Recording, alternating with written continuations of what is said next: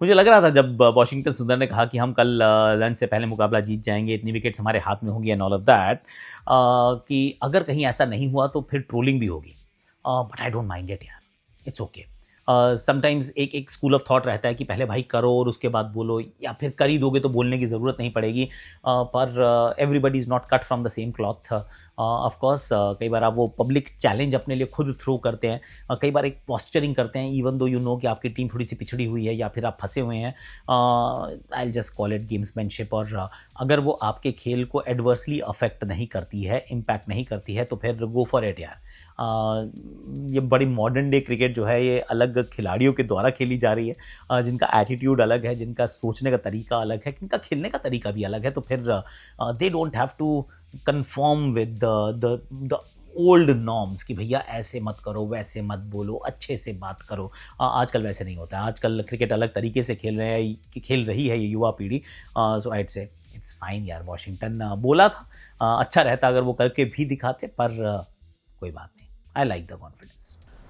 देखिए, सवाल तो है कि क्या कुलदीप यादव को खिलाना चाहिए अगला टेस्ट मैच, पर इस सवाल का अब जो जवाब आएगा वो ना में ही होगा।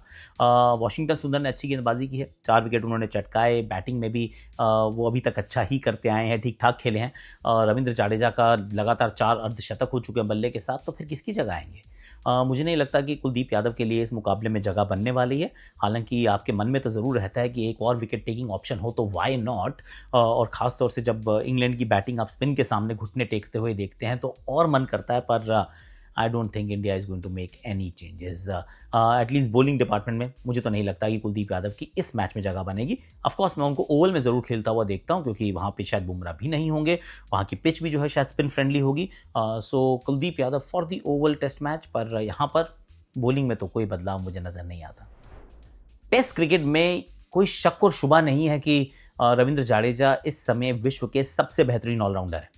आप बल्ले के साथ उनका प्रदर्शन देख लीजिए तो ये 4 सिर्फ लगातार अर्धशतक नहीं, आप पिछले 2-3 साल से उनके बल्ले के साथ प्रदर्शन देखिए, आप पाएंगे that he is brilliant. In fact अगर भारतीय दृष्टिकोण से देखने लगे तो पिछले 4-5 साल में भारत से बाहर के मुकाबलों में he is right up there with the batters. मतलब बॉलर नहीं, वो कहते हैं बैटर्स के साथ एकदम खड़े हुए हैं। गेंदबाजी में विकेट्स उन्होंने बहुत चटकाए हैं, और बैटिंग में मैच्योरिटी जो है वो आती गई है, which is phenomenal. And yes, I don't think कि कोई एनीबडी इवन कम्स क्लोज, क्योंकि ऑफकोर्स जब घर के बाहर होते हैं उतनी विकेट्स नहीं मिलती हैं, परिस्थितियाँ उनकी उतनी अनुकूल नहीं होती हैं। पर जब भारत में होते हैं तो गेंदबाजी भी कमाल की है, फील्डर वैसे भी वो गजब के हैं, और बल्लेबाजी में जो उनकी जो मैच्योरिटी जो बड़ी है, अगर आप पिछले 3-4-5 साल एक्चुअली देख सकते हैं बतौर test cricketer, he is been phenomenal. So yes, Ravindra Jadeja is world's best test allrounder at this point in time. West Indies का 27 पे आउट हो जाना लगता है कि बहुत परेशानी है, सिस्टमिक फेलियर है। पर ये वही टीम है, अगर अंपायरिंग थोड़ी ठीक ठाक होती, थोड़े कैचेस पकड़े जाते, तो शायद पिछले टेस्ट मैच में ऑस्ट्रेलिया को पटकनी भी दे देते। I mean this is the same team. See, West Indies cricket के ऊपर हमने बहुत चर्चा की है कि किस तरीके से वो अलग अलग प्रॉब्लम्स का सामना कर रहे हैं।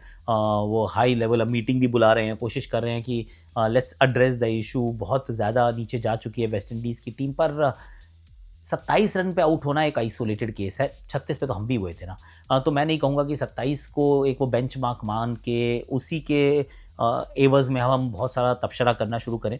और वेस्ट इंडीज़ क्रिकेट को थोड़ा होल में देखना पड़ेगा, और वो ज़रूर है कि हम कहते हैं होल में देखना होगा तो बड़े बड़े होल्स नज़र आते हैं वहाँ पर।